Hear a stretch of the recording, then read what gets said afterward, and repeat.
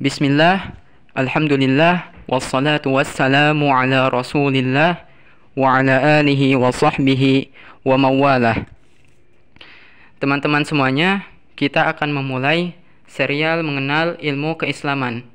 Dan ilmu pertama yang akan kita pelajari atau kita bahas adalah ilmu akidah. Kita akan mengenal ilmu akidah sebagai ilmu yang paling penting di dalam agama Islam, karena tanpanya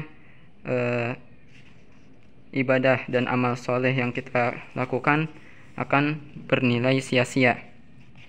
Langsung saja, pembahasan yang akan kita bahas yang pertama adalah pengertian akidah.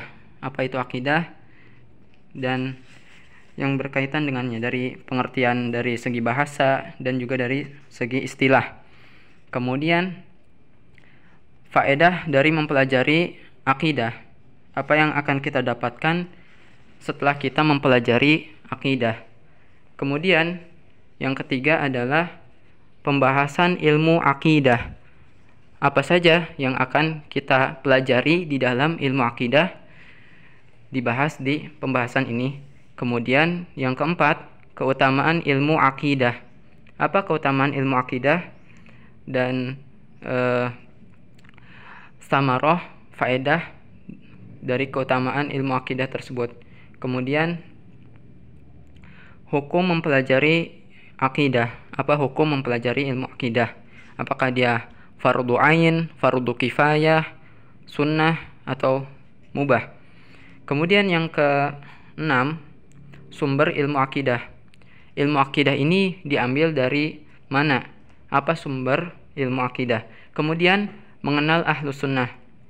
Apa itu ahlu sunnah? Karena sering kita mendengar kita bermazhab ahlu sunnah. Nah, di sini kita akan mempelajari atau membahas apa itu ahlu sunnah secara ringkas. Kita lanjut pengertian akidah. Secara bahasa, kata al-aqidatu, ya, al-aqidah dalam bahasa Arab berasal dari kata aqada yang artinya mengikat. Maksudnya adalah mengikat hati seseorang kepada sesuatu tersebut. Itu disebut aqada atau aqidah. Adapun secara istilah, aqidah adalah keyakinan yang kuat terhadap rukun iman yang dibuktikan dengan perkataan dan perbuatan. Misalkan ketika kita beriman kepada Allah, kita memiliki keyakinan yang kuat bahwa Allah itu ada dan Allah adalah satu-satunya yang berhak kita ibadahi dengan ibadah yang benar. Maka selain dengan keyakinan tersebut, kita harus membuktikannya juga dengan perkataan dan juga dengan perbuatan.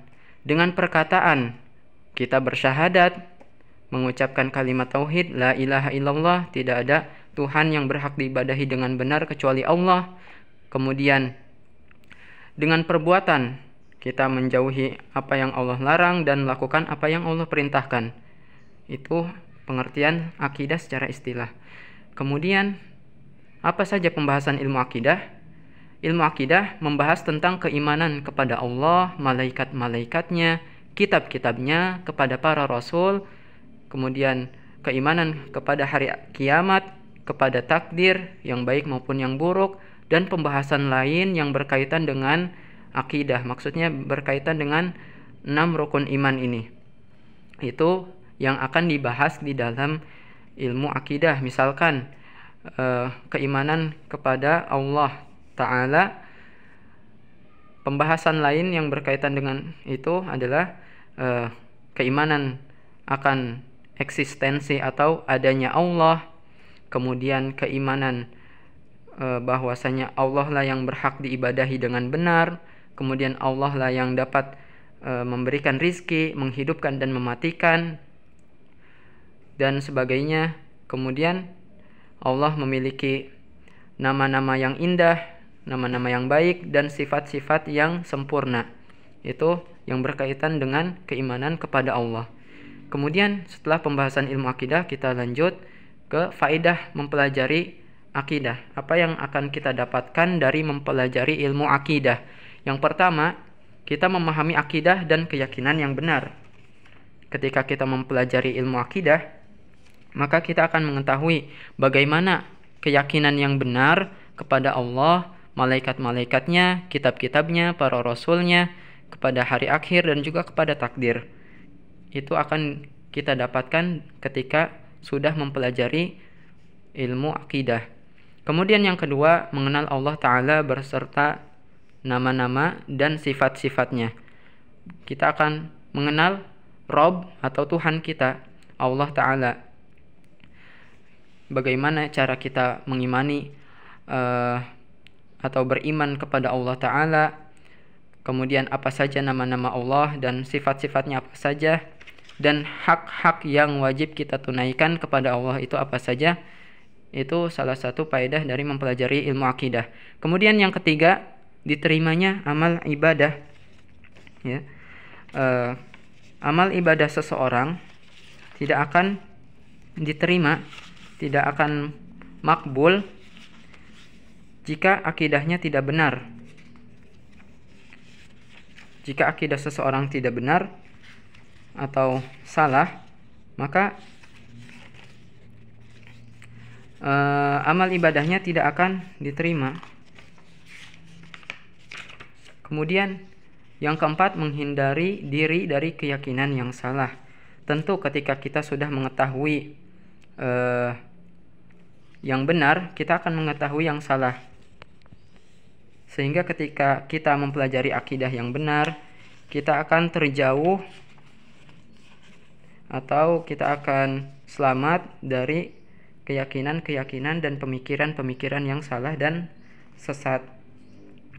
Kemudian yang kelima, menambah rasa takut kepada Allah. Karena ketika kita mempelajari ilmu akidah, kita akan mengenal Allah. Ketika mempelajari bab beriman kepada Allah, kita akan mengenal Allah Ta'ala, dan kita akan mengetahui bahwa salah satu sifat Allah Ta'ala adalah Maha melihat dan Maha mendengar, serta mengetahui segala yang kita lakukan.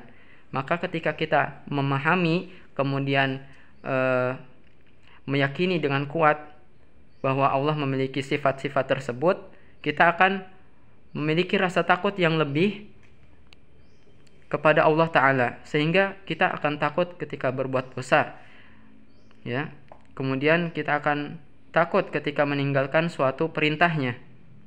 Itu yang akan kita dapatkan, salah satu yang akan kita dapatkan ketika mempelajari ilmu akidah. Kemudian yang terakhir, memiliki keyakinan yang kuat terhadap rezeki datang dari Allah. Maksudnya adalah ini juga di bab mengenal atau beriman kepada Allah. Ketika kita memiliki keyakinan yang kuat bahwa Allah memiliki salah satu sifatnya adalah Ar-Razzaq, Maha memberi rizki, kita akan tenang, hidup kita tidak akan sulit, sehingga kita akan hati kita akan tenang bahwa ya, rezeki itu diberikan oleh Allah, ya. Dan rezeki itu kan tidak hanya berupa harta. Rezeki itu rasa senang, bahagia, kemudian jauh dari segala mara bahaya, itu juga adalah rezeki dari Allah. Sehingga ketika kita mempelajari akidah, bahwa kemudian mengetahui bahwa salah satu dari sifat Allah adalah Maha pemberi rizki, kita akan yakin, kemudian tenang bahwa segala sesuatu jika sudah menjadi rizki kita, pasti Allah akan berikan gitu. Kemudian selanjutnya, keutamaan ilmu akidah. Apa saja keutamaan ilmu akidah? Yang pertama adalah akidah yang benar adalah kewajiban pertama seorang hamba. Jadi akidah adalah ilmu pertama yang wajib kita pelajari, dan itu adalah kewajiban yang pertama yang wajib kita tunaikan. Karena tanpa adanya akidah, amal perbuatan kita, amal baik kita yang lain tidak akan diterima. Ini sebagaimana perintah Rasulullah SAW ketika mengirim Mu'adz bin Jabal ke Yaman. Rasulullah SAW bersabda, sesungguhnya engkau akan mendatangi ahli kitab, kaum ahli kitab. innaka taqdamu qauman min ahli kitab, maksudnya Yahudi dan Nasrani, ahli kitab ini. Maka hendaklah pertama kali yang kamu sampaikan kepada mereka adalah syahadah la ilaha illallah wa anna muhammadar rasulullah. Falyakun awwala ma tad'uhum ilaihi atau kama qala syahadatu an la ilaha illallah wa anna muhammadar rasulullah. Nah, dari sini kita bisa mengetahui bahwa Nabi SAW memerintahkan pertama kali kepada sahabat Mu'az bin Jabal radhiyallahu anhu untuk mendakwahkan tauhid, untuk mendakwahkan akidah, bukan sholat, bukan zakat, bukan berbakti kepada orang tua, tapi hal yang pertama kali yang diperintahkan untuk mendakwahkan kepada hal tersebut adalah tauhid dan atau akidah.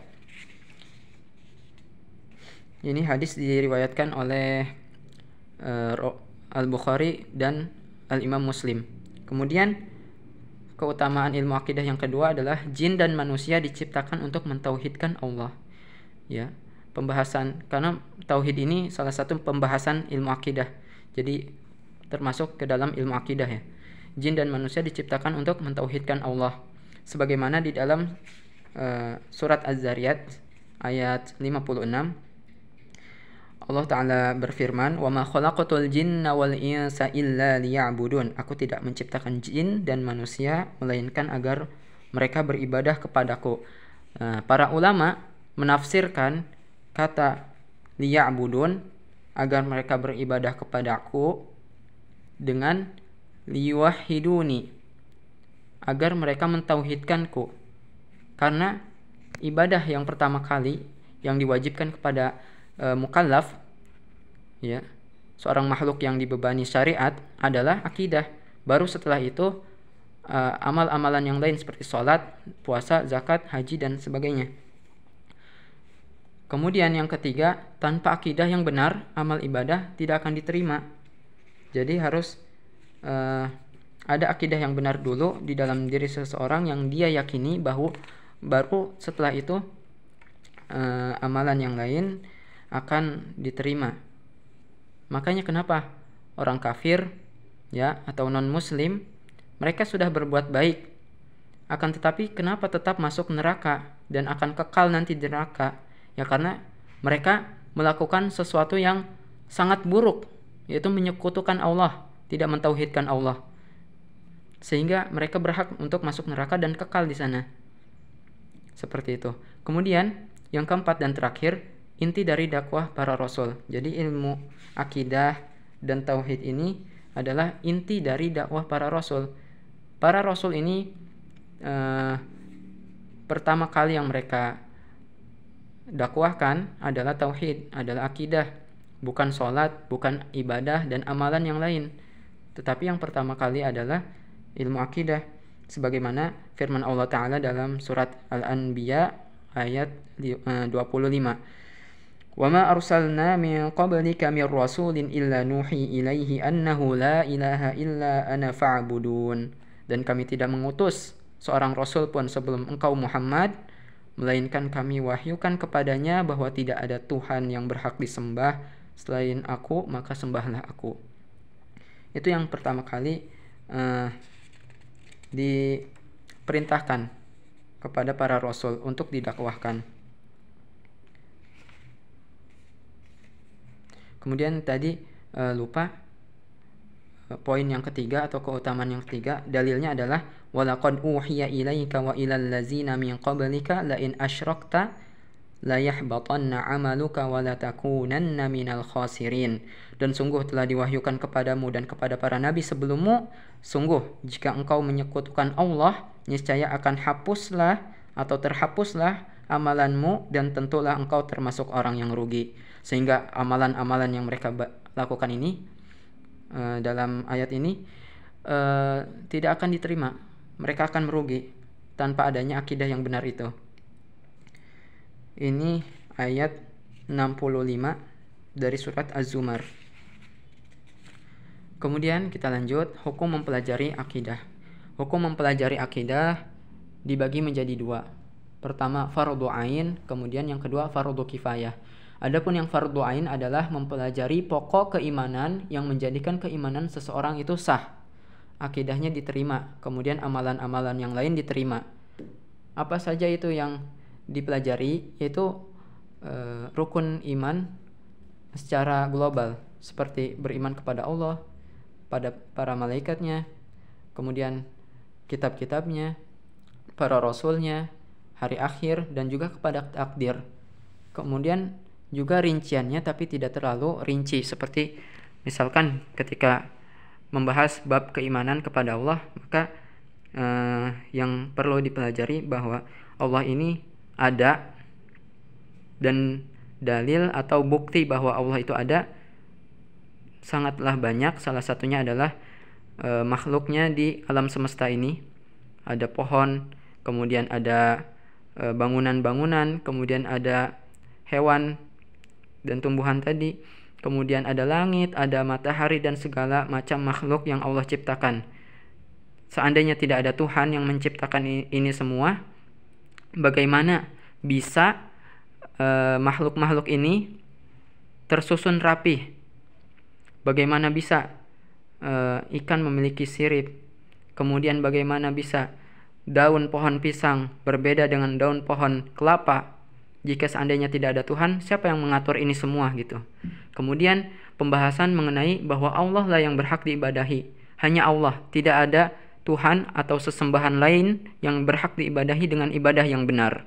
Tidak ada patung, tidak ada pohon, tidak ada jin, kemudian tidak ada arwah leluhur yang boleh diibadahi. Hanya Allah Subhanahu wa ta'ala yang berhak diibadahi. Kemudian yang ketiga adalah kita mengimani bahwa Allah memiliki nama-nama dan sifat-sifat yang baik, mulia, serta sempurna. Nah, ini rincian yang tidak terlalu rinci yang wajib dipelajari agar keimanan seseorang menjadi sah. Itu yang fardu ain. Kemudian yang fardu kifayah, mempelajari rincian akidah untuk menambah pengetahuan, kemudian untuk menjaga ilmu akidah agar tetap terjaga dan ada sampai hari kiamat nanti, dan membantah keyakinan yang sesat. Itu yang fardu kifayah. Tidak semua orang wajib mempelajarinya. Hanya sebagian saja, hanya sekelompok kaum atau umat muslim saja yang mempelajarinya.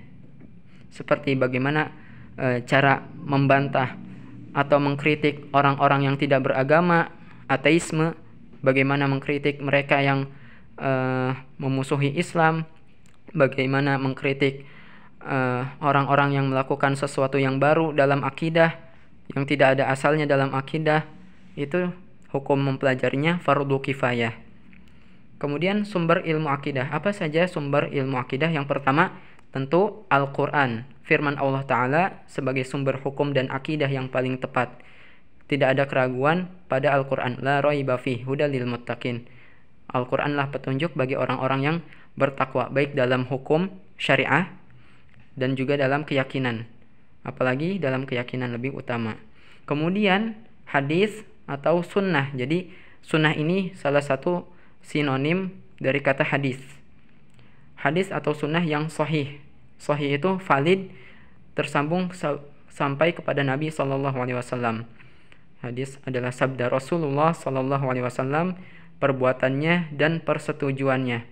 Sabda Rasul berarti perkataan Rasulullah SAW, perbuatannya apa yang beliau lakukan, dan persetujuannya yaitu ketika Nabi SAW melihat atau mendengar sahabat melakukan sesuatu atau mengatakan sesuatu, kemudian Nabi diamkan atau Nabi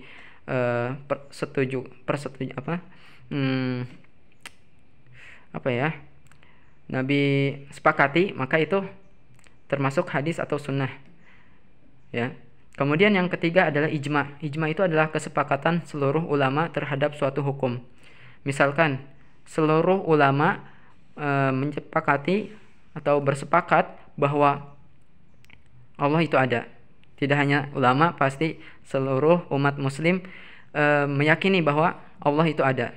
Allah itu satu-satunya yang berhak diibadahi dengan benar. Tidak ada yang lain. Itu ijma.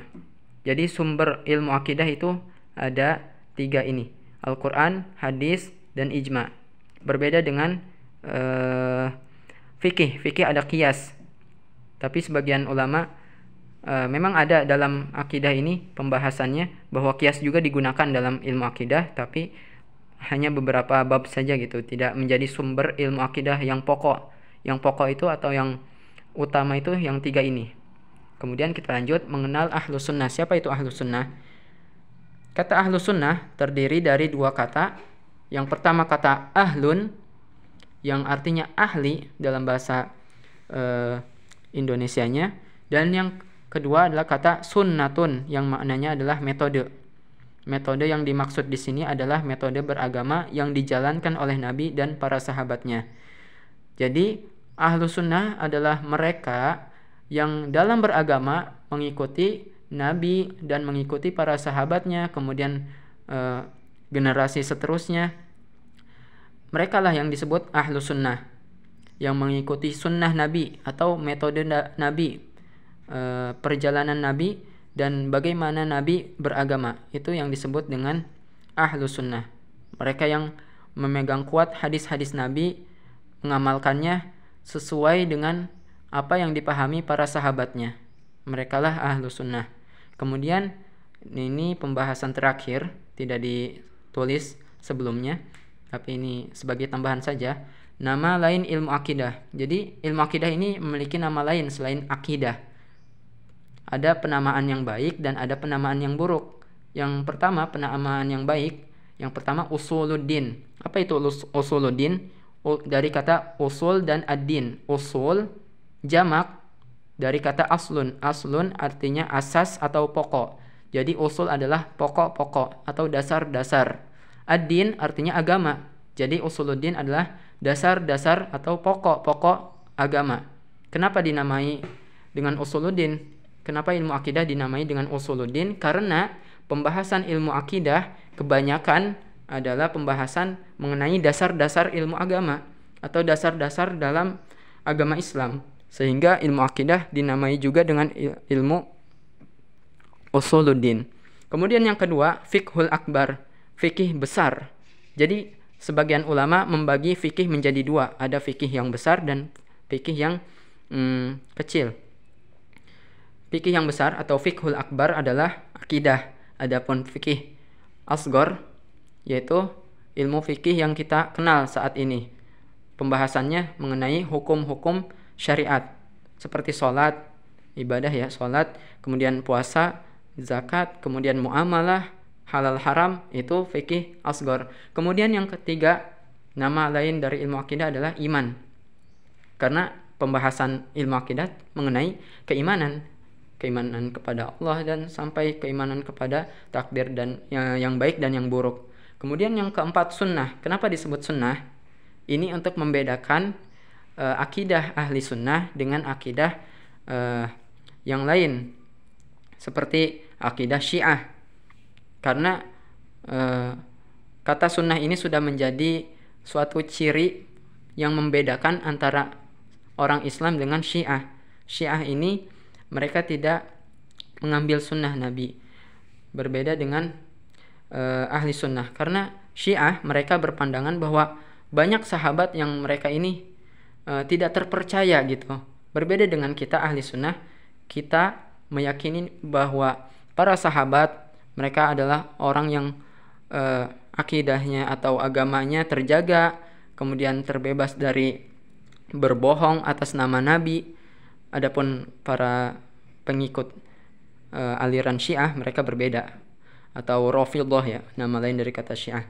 Kemudian yang kelima, tauhid. Kenapa ilmu akidah dinamai juga dengan ilmu tauhid? Karena pembahasan yang paling utama dalam ilmu akidah adalah keimanan kepada Allah. Dan keimanan kepada Allah, pembahasan yang paling utamanya lagi adalah wajibnya beribadah hanya kepada Allah dengan ibadah yang benar. Dan itu adalah ilmu tauhid di dalam ilmu akidah. Maksudnya cabang dari ilmu akidah. Akan tetapi ilmu akidah juga dinamai dengan ilmu tauhid karena pembahasan yang paling penting dalam ilmu akidah adalah ilmu tauhid, yaitu keimanan kepada Allah Ta'ala. Kemudian ini ada penamaan yang kedua, penamaan yang buruk. Jadi selain penamaan yang baik, ada juga penamaan yang buruk untuk ilmu akidah. Yang pertama, ilmu kalam. Apa itu ilmu kalam? Ya, sebagian orang menetapkan nama, salah satu nama akidah adalah dengan nama ilmu kalam.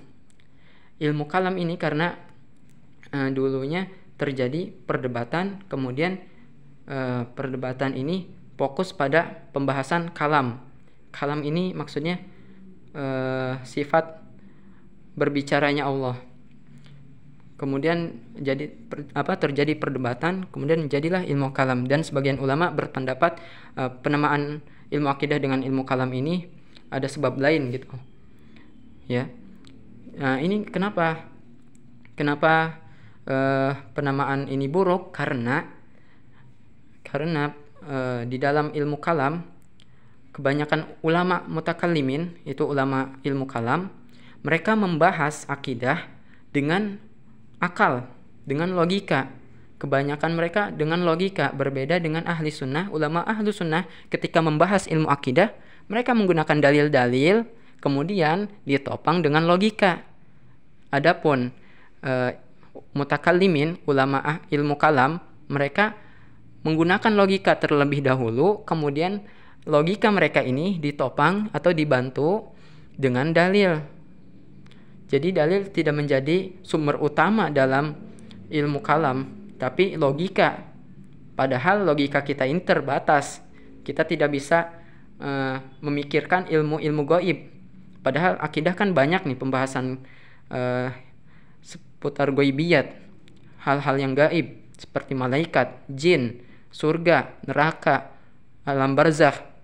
Tapi mereka malah menggunakan logika pada pembahasan ini dan mengesampingkan dalil, sehingga timbullah kesesatan dalam ilmu kalam ini. Itu penamaan yang buruk yang pertama. Kemudian yang kedua, filsafat. Nah, ini juga sama. Jadi membahas akidah dengan logika, dan ini lebih parah dari ilmu kalam. Filsafat ini dia bersumber dari filsuf atau ahli filsafat dari Yunani seperti Socrates, Aristoteles, Plato, dan teman-temannya. Mereka ada ulama-ulama atau cendekiawan muslim, mereka menjadikan akidahnya dari filsafat ini. Maksudnya ketika ada dalam dalil gitu hal-hal yang tidak masuk akal, mereka akan lihat dari sisi atau dari kacamata ilmu filsafat. Jika ini masuk akal dan dalam ilmu filsafat oke-oke aja, mereka yakini. Akan tetapi ketika dalam filsafat menyalahi atau berlawanan dengan dalil ini, mereka mendahulukan filsafat ini, sehingga rusaklah akidah ahli filsafat ini. Siapa ahli filsafat dalam dunia muslim? Maksudnya dalam dunia keislaman yang dikenal akidahnya diambil dari filsafat. Salah satunya adalah Ibnu Arabi. Dia mengambil akidahnya dari filsafat. Kemudian ada yang ahli kedokteran itu yang punya kitab Asy-Syifa, saya lupa. Kemudian ada Ibnu Rushd, tapi Ibnu Rushd dia kesesatannya tidak terlalu parah dari Ibnu Arabi. Dan yang banyak ulama atau cendekiawan yang menasabkan dirinya kepada Islam, mereka mengambil akidahnya dari filsafat. Maka terjadilah banyak perpecahan dalam akidah gitu. Padahal akidah itu ya diambil dari sumbernya 3 tadi, Al-Quran, hadis, ijma, kesepakatan para ulama, dan itu sudah seperti itu. Tidak diambil dari logika. Logika hanya menopang dan tidak akan pernah berlawanan dengan